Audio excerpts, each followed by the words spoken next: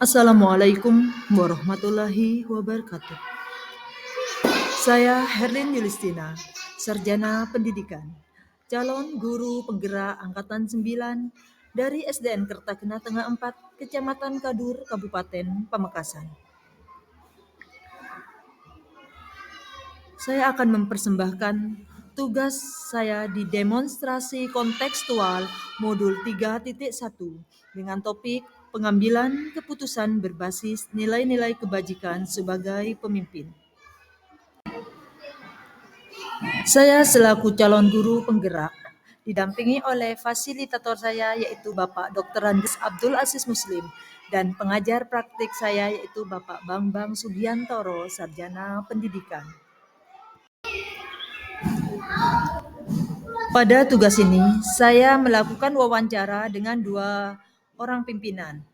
Wawancara pertama pada pimpinan pertama yaitu kepada Ibu Amalia Susanti, Sarjana Pendidikan Sekolah Dasar, selaku Kepala Sekolah SDN Kertakena Tengah 4, Kecamatan Kadur, Kabupaten Pamekasan. Warahmatullahi wabarakatuh. Waalaikumsalam warahmatullahi wabarakatuh. Bagaimana keadaannya, Bu? Alhamdulillah luar biasa, Bu Herlin. Izin, Bu. Ya. Saya ingin melakukan wawancara dengan Bu Amir selaku kepala sekolah di SDN Kertakena Tengah 4 ini. Saya ada tugas dari CGP di modul 3.1 tentang pengambilan keputusan berbasis nilai-nilai kebajikan sebagai pemimpin. Di sini Bu Amir tentunya kan banyak kesibukan selain di sini selaku kepala sekolah, juga di pengurus di K3S, juga di luar tentunya kesibukan Bu Amir sungguh luar biasa Bu Amir ya. Dan yang saya tanyakan di sini Bu, tentunya di sekolah ini, selama ini bagaimana Bu Amir dapat mengidentifikasi kasus-kasus yang merupakan dilema etika dan bujukan moral? Saya mengidentifikasi kasus-kasus yang mungkin merupakan dilema etika itu dengan cara menganalisis konteks dan nilai-nilai yang terlibat di dalamnya. Seperti itu. Dianalisis dulu, Bu. Terus selama ini bagaimana Bu Amil menjalankan pengambilan keputusan di sekolah ini, terutama untuk kasus-kasus di mana ada dua kepentingan yang sama-sama benar atau sama-sama mengandung nilai kebajikan? Saya meninjau terlebih dahulu konsekuensi apa dan dari hal positif dan negatifnya, dampaknya terhadap keputusan yang akan saya ambil itu. Sebelum mengambil keputusan itu saya tinjau dulu. Seperti itu ya Bu. Terus langkah-langkah atau prosedur seperti apa yang biasa Bu Amil lakukan selama ini? Ada beberapa langkah yang saya ambil sebelum saya mengambil keputusan. Salah satunya yang pertama itu memahami masalahnya. Kemudian saya mengumpulkan informasi dan menganalisis keputusan apa yang tepat untuk diambil. Terus pengambilan keputusan, pelaksanaan keputusan. Dari pelaksanaan keputusan tersebut saya pantau dulu apakah benar keputusan yang saya ambil tersebut serta merefleksikannya. Jadi tidak langsung memutuskan, masih banyak langkah-langkah ya lakukannya. Terus hal-hal apa saja yang selama ini yang Ibu anggap efektif dalam pengambilan keputusan pada kasus-kasus dilema etika? Seperti yang Bu Herlin ketahui, ketika saya mengambil keputusan, setiap ada permasalahan itu saya berkolaborasi dengan para rekan guru dengan mempertimbangkan nilai-nilai etika. Iya. Terus ada hal-hal apa saja yang selama ini merupakan tantangan dalam pengambilan keputusan pada kasus dilema etika? Tantangannya banyak. Banyak tentunya. Yang pertama itu kompleksitas situasinya, kompleksitas permasalahannya seperti apa. Kan ada masalah yang ringan, masalah yang berat gitu.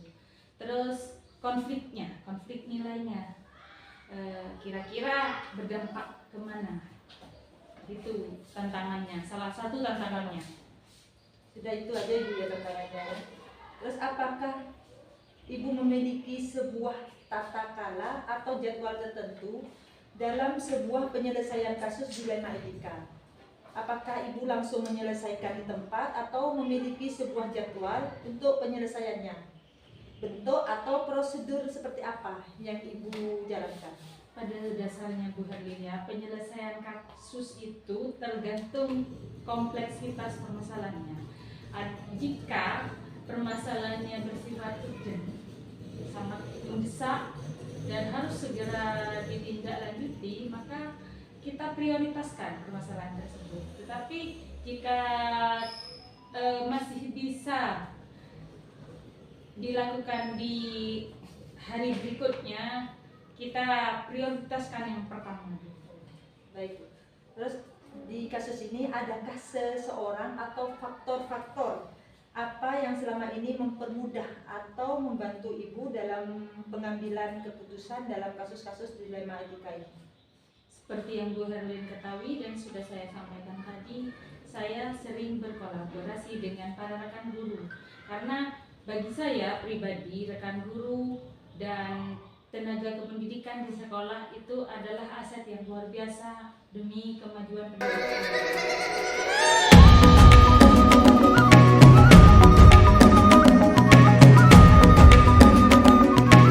Apa yang dapat Ibu petik dari pengalaman Ibu mengambil keputusan dilema etika? Pelajaran yang bisa saya petik dari kegiatan tersebut adalah yang pertama, kolaborasi. Tidak akan maju sebuah instansi pendidikan tanpa ada kolaborasi di dalamnya. Terus yang kedua, pentingnya pendidikan etika, karena etika itu adalah bagian dasar dari sebuah keputusan ketika akan diambil. Baik Bu, mungkin cukup sampai di sini dulu wawancara saya dengan Bu Amir. Semoga wawancara ini memberi saya suatu pelajaran atau pengalaman sehingga menambah ilmu bagi saya. Cukup sekian Bu ya. Assalamualaikum warahmatullahi wabarakatuh. Waalaikumsalam. Wawancara kedua pada pimpinan kedua yaitu saya melakukan wawancara dengan Bapak Abdul Muhid, Sarjana Pendidikan, Magister Pendidikan, selaku Kepala Sekolah SDN Konang 4, Kecamatan Galis, Kabupaten Pamekasan. Assalamualaikum warahmatullahi wabarakatuh. Waalaikumsalam warahmatullahi wabarakatuh. Perkenalkan Pak, saya Herlini Listina, CGP Angkatan 9 dari SDN Kecamatan 4, Kecamatan Galis. Saya ucapkan terima kasih karena saya sudah diterima di SDN Konang 4 ini untuk bertemu dengan Pak Muhed selaku Kepala Sekolah SDN Konang 4 Kecamatan Galis. Tujuan saya ke sini yaitu menyelesaikan tugas saya di modul 3.1 tentang pengambilan keputusan berbasis nilai-nilai kebajikan sebagai pemimpin. Di tugas ini kami harus melakukan wawancara. Jadi saya mau mewawancarai Bapak selaku Kepala Sekolah di SDN Konang 4 ini, Pak. Tentu sosok seorang Bapak Muhed. Bapak Muhed ini sosok yang paling apa Pak ya? Selain Kepala Sekolah di SDN Konang 4 ini juga mungkin selaku ketua atau pengurus atau ketua di K3S Pak ya. Juga fasilitator juga di CGP Angkatan 9. Jadi apa kesibukan Bapak itu tentu banyak Pak. Bukan hanya di luar tapi di sekolah ini. Iya. Jadi khusus di sekolah ini yang saya tanyakan ini Pak. Selama ini bagaimana Bapak dapat mengidentifikasi kasus-kasus yang merupakan dilema etika atau bukan dilema Pak? Oke. Terima kasih Bu Erlin sudah mau datang ke sekolah kami terkait dengan kegiatan wawancara sebagai tugas dari program guru pemuda ya. Pertama terkait dengan kasus-kasus, tentu sebagai pimpinan atau sebagai kepala sekolah harus sangat selektif, harus paham apa nilai-nilai kasus itu, apa yang menjadi pertentangan di kasus itu. Kemudian kita juga harus tahu siapa yang terlibat di kasus itu, apa antara para sekolah dengan guru, guru sama guru, atau guru dengan siswa. Kemudian kita komunikasikan bersama untuk mencari jalan keluarnya. Seperti itu ya secara singkat. Iya. Nah, terus begini Pak, Ya. selama ini bagaimana Bapak menjalankan pengambilan keputusan di sekolah Bapak ini, di Konang 4 ini, terutama untuk kasus-kasus di mana ada dua kepentingan Ya. yang sama-sama benar atau sama-sama mengandung nilai kebajikan Pak? Oke. Repot juga ya kalau seperti itu. Dalam setiap mengambil keputusan tentunya kita punya khususnya di sekolah punya landasan, punya prinsip bahwa keputusan itu harus satu, misalnya melihat kepentingan murid, artinya mengajunya layanan kita di sekolah kepada murid. Kemudian juga kita harus tanggung jawab sebagai seorang pemimpin, harus tanggung jawab setiap kepada setiap keputusan yang diambil itu harus bertanggung jawab. Kemudian juga punya nilai manfaat bagi semua warga sekolah. Jadi kita harus menganalisis masalah itu, kemudian berembuk bermufakat untuk mencari jalan keluarnya, baru diambillah keputusan, sehingga keputusan itu punya nilai manfaat, punya nilai-nilai yang baik bagi masyarakat sekolah. Itu ya. Terus apa ada langkah-langkah atau prosedur seperti apa yang bisa Bapak lakukan selama ini? Ya. Kalau di sini ya langkahnya simpel saja, sederhana. Yang pertama kita harus paham masalahnya, kasusnya. Pertama, kita identifikasi masalahnya, kemudian kita pahami apa penyebab akar masalahnya, kemudian masalahnya itu penyebabnya apa, kemudian kita analisis bersama-sama dengan semua warga sekolah. Kita pertimbangkan apakah itu, kalau tadi ada dilema etika atau bujukan moral ya kalau istilahnya, apakah itu memang kasusnya itu benar atau salah, atau memang kasusnya itu memang benar misalnya benar dengan benar, tapi kita harus mempertimbangkan untuk mengambil suatu keputusan, baru kita putuskan bersama-sama. Keputusan apapun yang diperoleh di sekolah itu kita laksanakan bersama-sama oleh warga sekolah. Begitu ya. Baik Pak. Ya. Terus hal-hal apa saja yang selama ini Bapak anggap efektif dalam pengambilan keputusan pada kasus-kasus dilematika? Sangat efektif manakala keputusan itu, karena sudah tahu sebuah dilema, kita tetap mengacu pada prinsip-prinsip, kemudian prinsip-prinsip etika dalam pengambilan keputusan, kemudian kita melakukan pengujian terhadap kasus itu dalam pengambilan keputusan, apakah kasus itu benar, apakah kasus itu salah, apakah kasus itu benar tapi mengandung pertentangan yang harus kita memilih benar atau salah. Semuanya itu kita lakukan pengujian baik pengujian secara internal dengan teman-teman, kemudian pengujian secara publik di masyarakat. Kalau itu kasusnya terkait dengan kasus-kasus yang lebih luas. Kalau secara internal kita musyawarahkan di dalam bersama-sama, karena dengan banyak orang kita banyak pemikiran, banyak alternatif Bahkan terkadang kita muncul opsi-opsi ketiga yang memungkinkan dari dua pilihan itu tidak tercover, sehingga ada opsi alternatif sebagai solusi dari masalah itu orang tuanya. Ya. Terus hal-hal apa saja yang selama ini merupakan tantangan dalam pengambilan keputusan pada kasus-kasus dilema etika? Tantangannya banyak ya. Tentunya pastinya ada tantangan, tidak semua berjalan mulus kan Pak?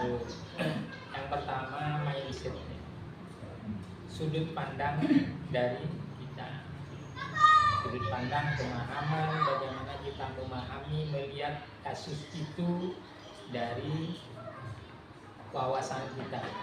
Kadang satu guru pandangannya begini terhadap kasus A misalnya, guru yang lain juga lain, guru yang satunya lagi lain. Nah, kita perlu menyamakan persepsi dulu dalam melihat sebuah kasus, terutama terkait dengan dilema etika.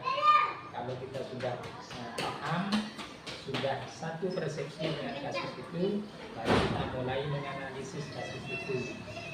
Kita lakukan pengujian-pengujian. Kemudian yang kedua, terkadang solusi kita, jadi tantangan solusi kita yang kita putuskan akan berbenturan dengan kebijakan-kebijakan dari pimpinan kita. Tantangannya ya, jadi kita sudah dilematis.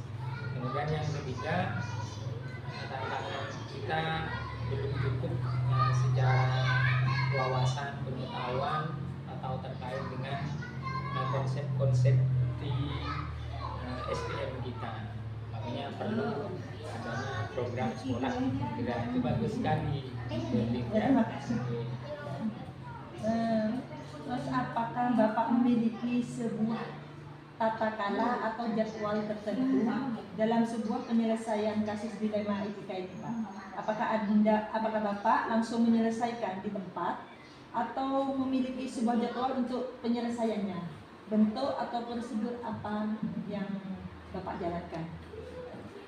Ya, itu pastinya seperti yang saya sampaikan, tidak serta-merta hari itu. Setiap ada kasus, pertama ya kita catat kasus itu, kan ada buku kasus di sekolah, kita catat.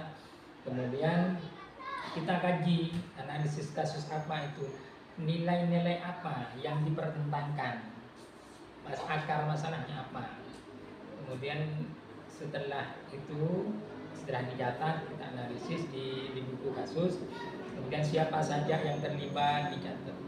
Seperti barusan kalau ada kasus tidak pakai seragam lengkap, dipanggil, ada petugasnya di sini. Nah, baru kita kaji bersama, carikan solusinya.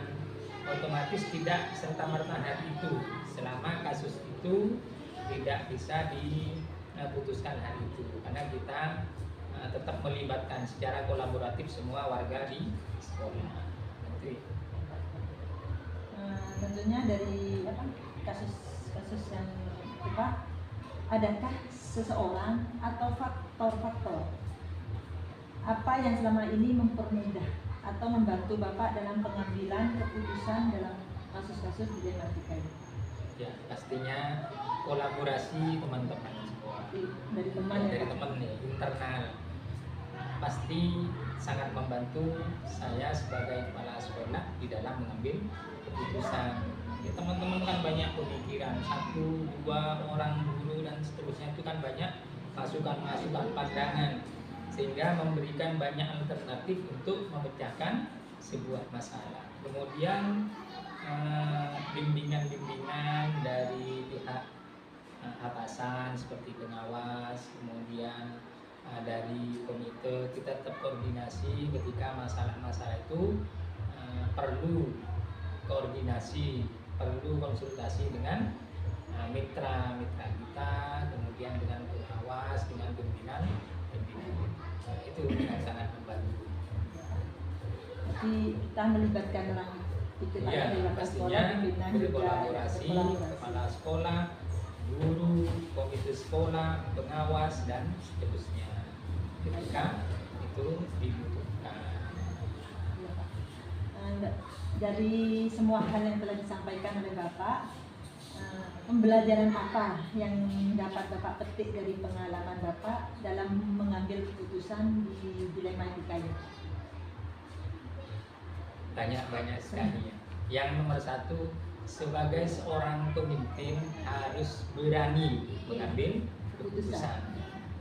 Yang kedua, jangan terlalu, ada kata terlalu, memikirkan dampak akibat dari keputusan yang kita ambil di waktu yang akan datang. Jadi maksud saya jangan terlalu. Kalau terlalu, nanti jangan-jangan itu namanya tidak yang pernah. mindset tadi Bapak sampaikan itu. Kalau terlalu berpikiran jangan-jangan nanti begini dampaknya, itu namanya pemimpin yang tidak berani mengambil keputusan. Yang ketiga, pelajaran terpenting kita bahwa keputusan yang kita ambil harus mengandung nilai-nilai kebajikan yang universal bagi masyarakat banyak. Sebagai seorang pemimpin, karena keputusan itu yang akan menentukan, yang akan membuat dampak bagi perkembangan ekosistem pendidikan ke depannya. Begitu ya. Oke, ya. Baik Bapak, wawancara kita kali ini saya cukupkan. Saya terus terang dalam wawancara ini saya mendapat pengalaman dan ilmu yang banyak dari Bapak dengan jawaban-jawaban Bapak tadi. Semoga saya selaku JGP dapat mengembangkan kembali tentang modul ini Pak dalam pengambilan keputusan yang berbasis nilai-nilai kebajikan. Saya akhiri wawancara ini Pak ya. Wassalamualaikum warahmatullahi wabarakatuh. Assalamualaikum warahmatullahi wabarakatuh. Terima Baik, setelah saya melakukan wawancara dari kedua pimpinan yang sudah saya wawancarai, inilah daftar atau checklist refleksi wawancara yang sudah saya lakukan.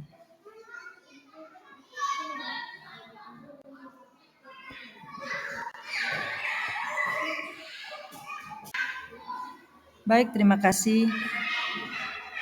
Sekian tugas dari saya di demonstrasi kontekstual modul 3.1.